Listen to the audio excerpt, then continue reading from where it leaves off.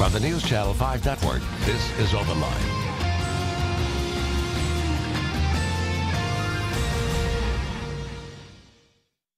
Hello everyone, welcome to OpenLine. I am Ben Hall. Good show tonight. We are talking about a big debate that's going on in the state of Tennessee right now. How open should our government be? Should there be a change to the public records law in Tennessee?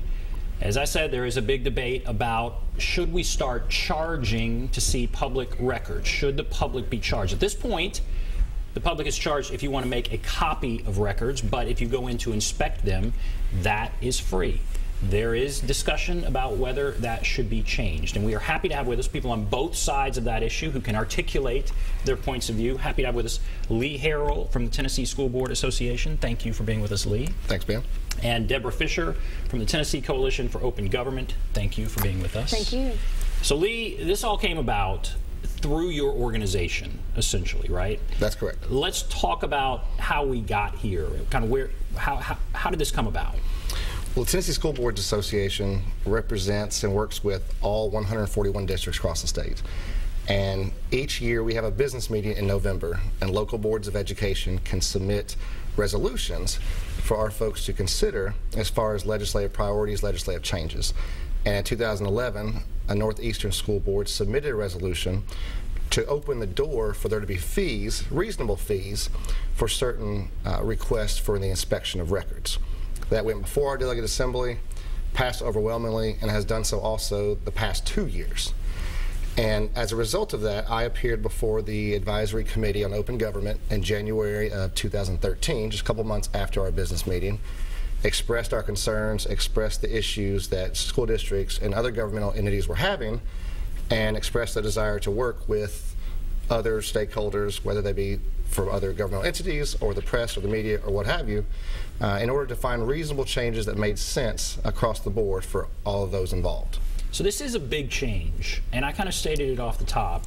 Right now, it is free to inspect public records. So if someone makes a public records request of a school board or of any governmental agency, we're not just talking about school boards, right, then it must be compiled, you must put it together, present it, and the person can go look at it free of charge. Now, if they want to make copies, there is a charge to that. But at this point, to look at it, it's free. That's correct, and that difference between a request for inspection and a request for copies is what raised the issue.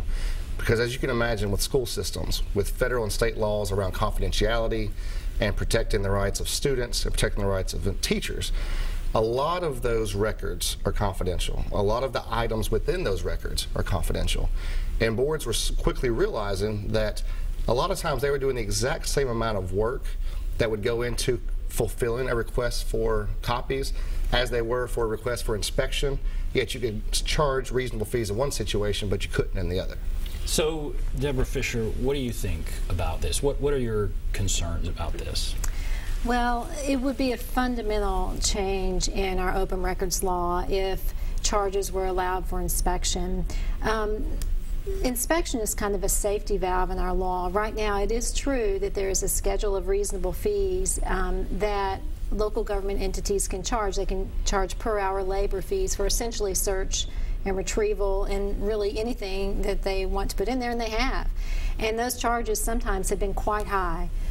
We've seen charges to a TV station to look at travel records of a utility, $1,300. One news reporter in Memphis tried to get how much a school district had spent in outside counsel for 1 year. They said it would cost her $2,000 to see that. And probably the most notorious charge that was came out of the schedule of reasonable fees was $55,000 to the Tennessean to see Department of Children's Services records. So the schedule now is somewhat flawed. It's not supposed to hinder access to get copies, but those charges, as you can see, would be really impossible for any profit, really most media organizations to take. So the inspection part of the law is a way for access to be maintained to government records, which we think is critical. And in fact, in the law, it says when it was setting up the schedule that really providing access to public records is an integral part of government and a representative government, and it should be part of the normal routine duties of public officials. And so we think that there should be an effort to work that into their budgets if they need to, find ways to be more efficient, and really, we don't want access shut down. Once your concern is once you allow fees to be instituted, that they could just get out of hand. That certainly there are times when things are requested of government, the government they don't want to share it. And so what would prevent them from putting fees on there? And Lee, I know you're saying it should be reasonable, but what would prevent them from putting fees on there that would make it so that news organizations or individuals don't get that information?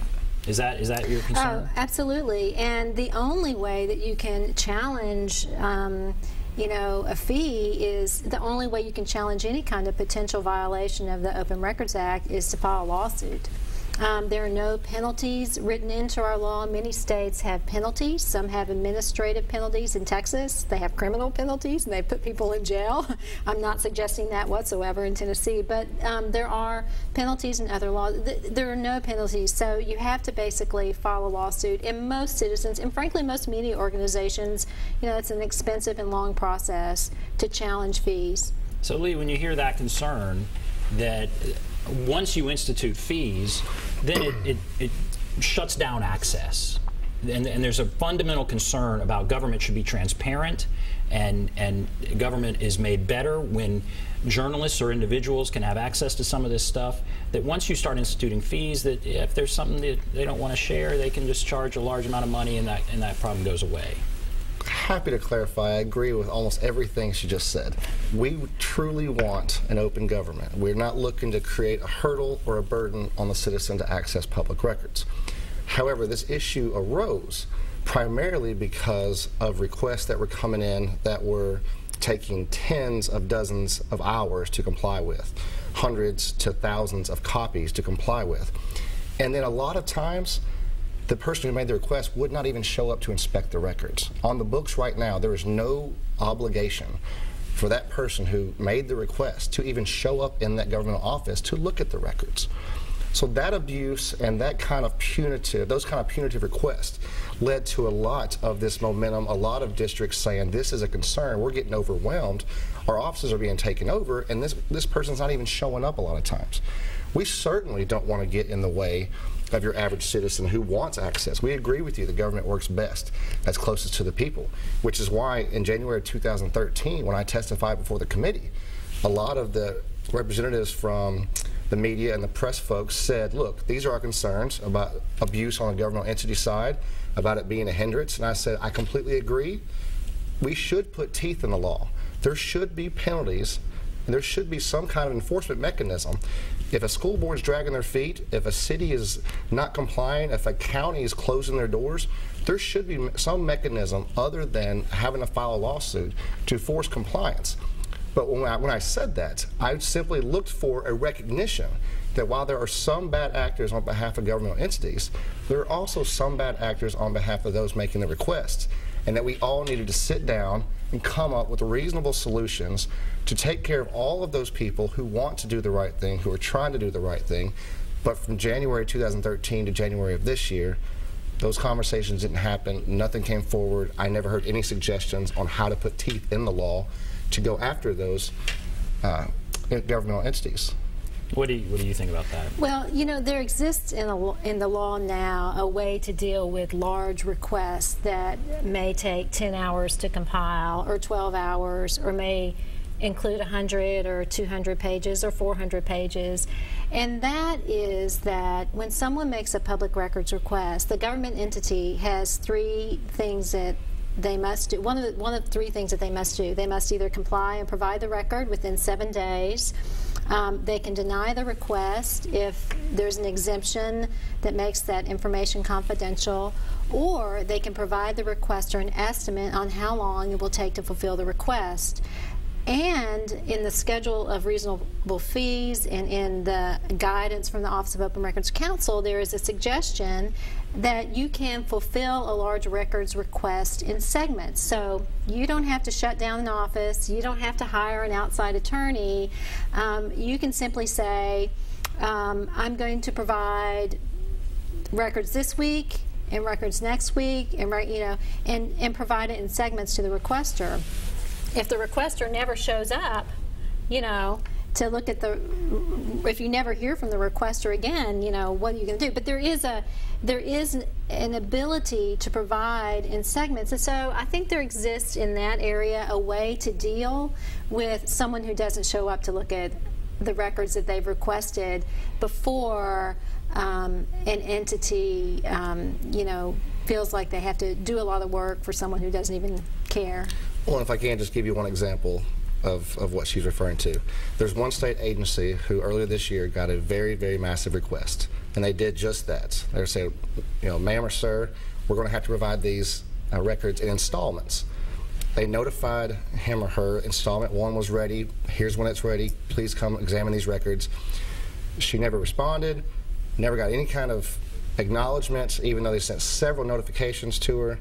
She since has submitted 43 subsequent requests for inspections and is threatening a lawsuit if those are not complied with, even though she's not shown up for the first installment that she was notified of.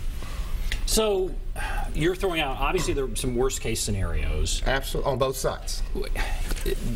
Some people would say that's just the cost of democracy, because once you start shutting this stuff down or charging, once that bridge is crossed, then we start shutting down some of those things that maybe aren't, it affects those things that aren't the worst case scenarios. But okay, we have to take a break. Being told we have to take a break. All right, so we'll take a break. If you want to call, there's the number, 615-737+, 615-737-7587. Do you have an opinion about this, about open government in Tennessee? We'll come back and continue with that question right after this.